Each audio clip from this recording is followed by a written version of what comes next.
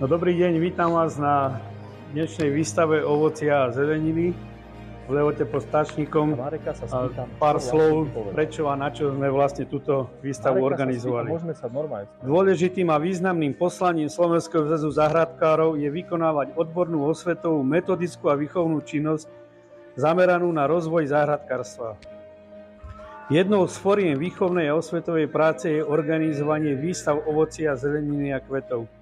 Celkovému zameraniu výstav by mala byť venovaná veľká pozornosť a starostlivosť, aby bola účelne využitá námaha a obetavosť členov a funkcionárov tých, ktorí výstavu organizujú, ale aj tých, ktorí vystavujú výsledky svojej práce. Z dôvodu malej úrody a pomohli aj jarné mraziky sa nezúčastnilo až tak veľa pestovateľov, 24, a to aj členov a nečlenov našej organizácie. Je tu vystavených 20 odrôd jablk a 4 odrody hrušiek. Spolu je to 153 vystavených jablk a hrušiek. Naša organizácia vznikla 1. marca v roku 1963 a je 60. výročie tento rok. A zhodou okolností sa nám podarilo v novom vybudovanom sade u nás v Lehote pod Stačníkom dopestovať prvé úrody. A vlastne teraz na tých 60 rokov vystavujeme z 20 odrôd jablk, čo máme vysadených, tak 18 odrôd je vystavených už na tejto výstave. Jablone sme sadili v novembri roku 2021 a hovorím, tých 18 je už vystavených odrôd. Slivky ešte nám nezarodili, tie sme sadili v októbri v roku 2022. Nedá mi nespomenúť, tejto výstavy sa pravidelne zúčastňujú materské školy 1 aj 2, aj základné školy. Sú to neskutočne krásne výtvory, ktoré dokážete s tými deťmi vyrobiť. To si veľmi vážime. No a chcel by som poprosiť aj nášho starostu obce, aby sa nejakou vetou prihovoril k tejto výstave. Nech sa páči. Ďakujem za pozvanie. Ja by som na úvod tak povedal, že určite 24 ľudí, vystavovateľov nie je málo, lebo je tu neskutočne veľa krásnych jablk. Mi to až pripomína taký, že vianočný stôl, kedysi na vidieku. A to sú plody vašej práce a vášho hobby. A vidíme tu, a my teda nadšenci, ktorí sa snažíme byť záhradkármi a nám to ako si nejde. A ste pre nás inšpiráciou, že 60 rokov sa vám darí skvelá práca, je pre vás takým naozaj že obľúbeným koníčkom.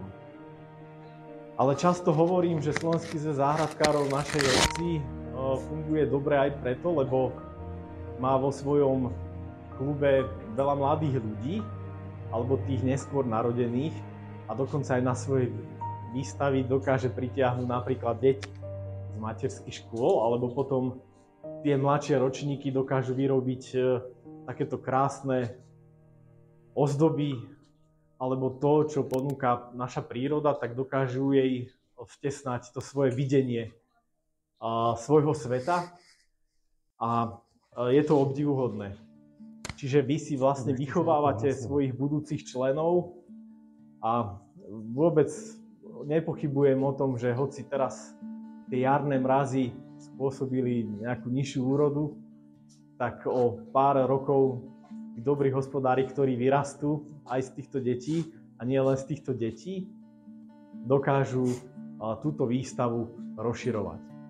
Ja už len na taký záver poviem, teší ma, že tu táto výstava je, a do budúceho, alebo teda už aj od budúceho roka by sme chceli trochu podporiť takým nejakým väčším spoločenským podujatím v rámci či už malolehockých hodov, alebo potom v tejto časti dať jej tomu ešte takú väčšiu symboliku, lebo my si naozaj vážime, že zvestuje, a snáď nemusím ďalej hovoriť,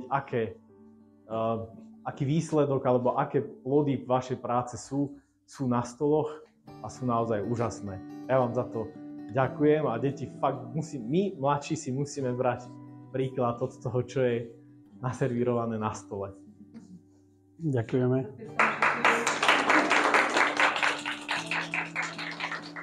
A ešte troška organizačne. Tu sú súťažné jablká a hrušky a tu je len výstava. Čiže komu sa aké páči jablko, napíše číslo, aké má pridelené a tu je urna, lístok, napíše sa to číslo, hodí sa do urny, potom sa lístky sčítajú, kto bude mať najviac, aké číslo, teda aké jablko alebo hruška bude mať najviac hlasov, tak tá vyhra. Zajtra bude potom o 17. hodine vyhodnotenie, čo vás pozývame.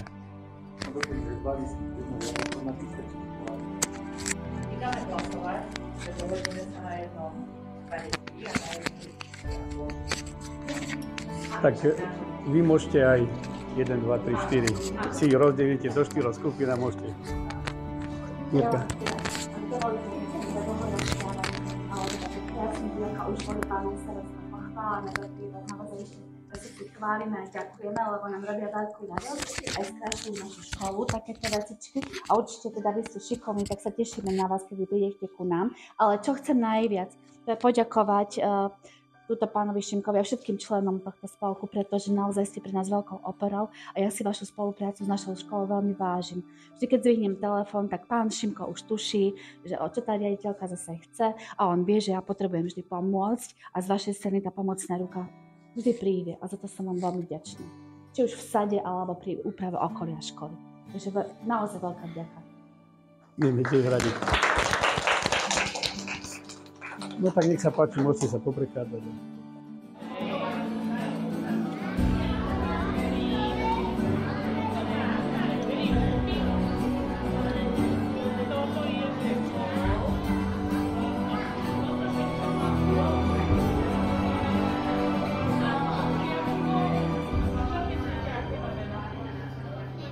Nevieme, nie je tam napísané, že musíme hádať, že ku ktorému jablku sa najviac podobá.